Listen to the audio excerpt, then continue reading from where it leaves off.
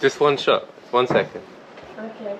Hey everyone, in this video we're going to be talking about some factors to consider when pricing your freelance project, some popular pricing models that you can use to try and charge more, how to find out market rates of freelance services in your area, and how to determine sustainable pricing models that work for you. Now, I'm in sunny Nice. I'm not working remotely. I'd love to say that I was, but I'm just enjoying a nice holiday. This video will be applicable for anyone that works remotely or doesn't, so that you feel that there doesn't need to be two or even three of you to make ends meet. So first, a little word about my own freelancing journey. I started using websites like Fiverr a few years ago, and I've found and managed to keep a small but loyal following of satisfied clients. I wouldn't say I've made a crazy amount of money. I've had a full-time job as well, but I've learned by trial and error, and more recently shortened this process of trial and error from a few books I like to call mentors. So I'll be drawing from one of these in particular. That's Ana Rado's You're the Business, later on in this video. So, factor one, taking into account your skills and experience, your level of professionalism, your credibility, and how much value you are able to provide to the client. Yes, that's one whole factor. So for example, you might want to find ways to work faster or produce better quality work than your competitor. Sounds easier said than done, right? Taking into account your skills, your experience, your level of professionalism, etc., might include things like getting really good with a certain piece of software like After Effects or Final Cut, or it might include brainstorming ideas with an AI assistant if you're not doing that already to make sure you don't miss anything, using AI subtitling software like Subly, which obviously come with a certain price tag that eats your bottom line but do help you speed things along and batch tasks and projects. Or if video content creation is not your thing, if writing is more your thing as a freelancer, then getting familiar with certain set structures like bid writing templates, and you can charge more if you are more professional, more reliable than your competitors. Obviously, if you're watching this video, you're probably somewhere at the beginning of your journey, but don't be afraid to charge more incrementally if you have more years of experience that allow you to be more efficient or come up with better ideas and solutions.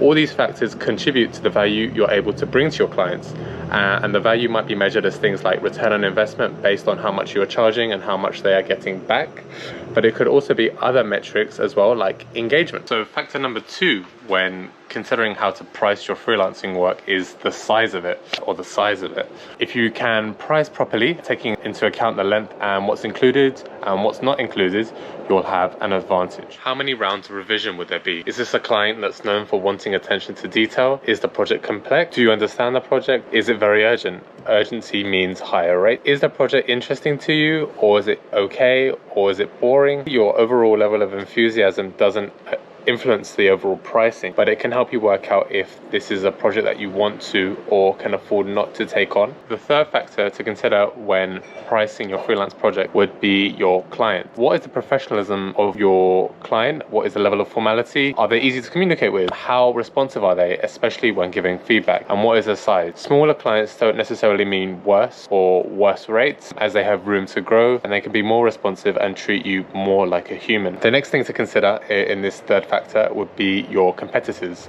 Take into account their market rates so you know how much competitors charge, and it will be worth getting at least 3 different well-informed ideas of rates in your area. So the fourth and final factor to consider when pricing your freelance projects is to determine your pricing model. It's worth bringing in Ana Rado's pricing models, as well as some others that she doesn't mention. So the first pricing model that is often used is hourly pricing. In most cases, many people, including Ana, do not advocate for this pricing model because your work should never be valued solely according to the amount of time you spend. Just because you produce something quickly doesn't mean it costs less. It is the expertise of months and years that you bring. So this pricing model is not bad at all, though. It depends on your goals because pricing is really subjective. The next pricing model that is worth knowing about, and one I use a lot, is fixed fee, or what she calls project-based pricing. This means we are charging based on output.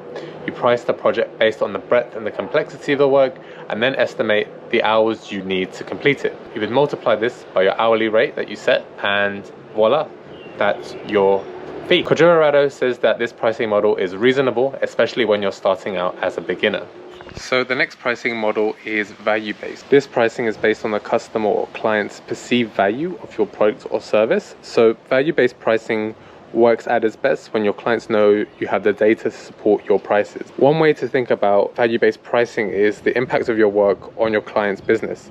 So if a website generates $20,000 a month and you're designing a better user experience for the website, and you predict that the impact of your work will result in an increase equal to $4,000 uplift in revenue, you can multiply that $4,000 uplift a month by 12 months, and that would equal $48,000 increase in annual revenue. So if you price your value based on this increase, then you will be able to calculate 20% of the new revenue figure of that 48,000. So you'll be able to charge $9,600. Of course, this is just a calculation and not a guarantee. The advantage of value-based pricing is that you reframe your mindset so that we can stop charging based on time and effort and charge based on a justified value and impact that you generate for your client. This is a fair pricing model, but it can be very tough to sell this idea to the client, especially if there are events like COVID or threats to the supply chain that put stress on that projected added income. So in my past, I've been able to charge around $400 for around 3,000 words, which may sound like a lot or it may sound a little to you. But based on the upselling strategies that I've read in Anna's book, these suggested I knew my thing about SEO and organic web traffic, which would result in the engagement the client was looking to see. I don't know if I really do know my stuff, but I tried to learn, and the engagement that I received from creating these pieces of work, pieces of writing, was generally positive. So upselling strategies are for a different video, but it just goes to show that value-based pricing can work when done right. So another pricing model, number 4, that Quadrado doesn't recommend, but which may be good if you're really experienced and confident in your freelancing work, is performance-based. Performance-based pricing, as you would expect, means you don't get paid unless you get results. For this reason, it presents quite a big risk. It keeps you and your client accountable, but it could get risky. Let's say you're designing a website for a client and they want to charge based on how many people click on the buy now button on their website that you're designing. But that wouldn't be fair, because the click-through rate you've seen, the CTR of a button, could be affected by your designs. And having the data on such things is important. Having a good estimate of the average click-through rate for the buy now of similar websites of that niche and size might influence you away from performance-based pricing. The performance could also be affected by the pricing of the product, marketing, or even the website's performance. So in order for this pricing model to work, there needs to be a systematic way to track and measure performance so that it's transparent to both you and the client, so that you are paid fairly. Another pricing model not mentioned in the book is a retainer-based pricing model, which means that you're charging on a recurring fee for ongoing work or support. This gives a stable income and you will build up a longer term relationship with your client. So for the retainer-based pricing model to work, there are at least 3 things to keep in mind. So clear expectations with your client on how soon you deliver the work, what's included, what's not included, when they request revisions, what is your availability like, and do you need to be at the client's office to do the work. Second thing to consider with retainer-based pricing models is signing a contract when you're on a retainer and outline everything you've agreed to in the contract. Websites like Fiverr have a similar equivalent to retainer models with their subscribe and save option to pursue this online without too much effort. Number 3 is building trust with your client in a retainer-based pricing model. So make it clear to the client that their investment in the retainer is worth it. This means being professional, being responsive, and tracking all the work that you've been doing.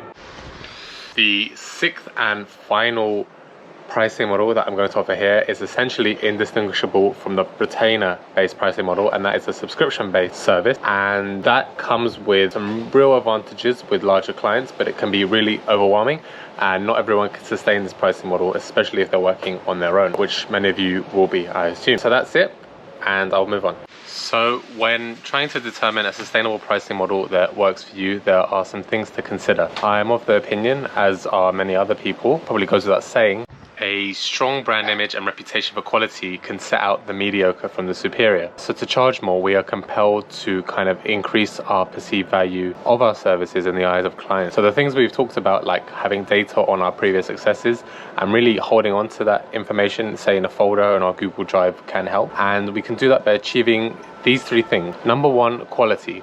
So there are no real shortcuts to being really good at what we do. So we have to pay attention intentionally to our details. And once we build this strong skill set, nobody can ever take this away from us. But of course, as things progress, we should progress along with them. So having a real appetite for lifelong learning is something I've tried to hold on to, but seems to be evading my grasp as well. So the second thing that goes along with the first is credibility. Being trustworthy and making ourselves known in the industry or subfield that we work in, and being consistent with the output of our work, so that when people think of work or they're looking for a designer or a writer, they'll think of us. Obviously, life gets in the way and we have certain commitments. So if there is a dip in quality, it's always worth being clear with a client as to why that is. Thirdly and finally, scarcity. We tend to think that because there are millions of freelancers with perfectly good or even better skills in our eyes, then that means the available pool of work, it will be limited, but that's not necessarily the case. We have to give ourselves time to learn skills and learn to specialize in certain things that will give us time to stand out from the competition, and that will allow clients to be willing to pay more for the perceived value that we bring. This doesn't happen overnight, and obviously my skills as a writer are abundant throughout the world. Many people think that they can write, and perhaps they can, but we have to take the time to invest in ourselves so that we have the upper hand when negotiating for higher rates. Market rates and competitors will slowly diminish in relevance if we're willing to take the time to learn greater skills and more specialized skills. There are also many other freelancer templates that are constantly being updated, such as the ones being developed by Rachel Howe, and we don't always have to price our services based on what we see on freelance marketplaces like Fiverr and Upwork. These places are platforms which have services for really low rates because of the kind of international freelancers that are on there. So we should try and price our services based on the value we're trying to bring to clients. This means having people that we know really well rather than having to rely on these marketplaces to begin with. So there are other tools as well, like InstaPrice, which is a paid for service, and I'll leave a link in the description below. And this helps you figure out how much other freelancers are charging for things like web design and other freelancing projects. And it also, as a final kind of comment, there are a lot of pricing models. So to take which one you should go with depends on the factors within the project itself.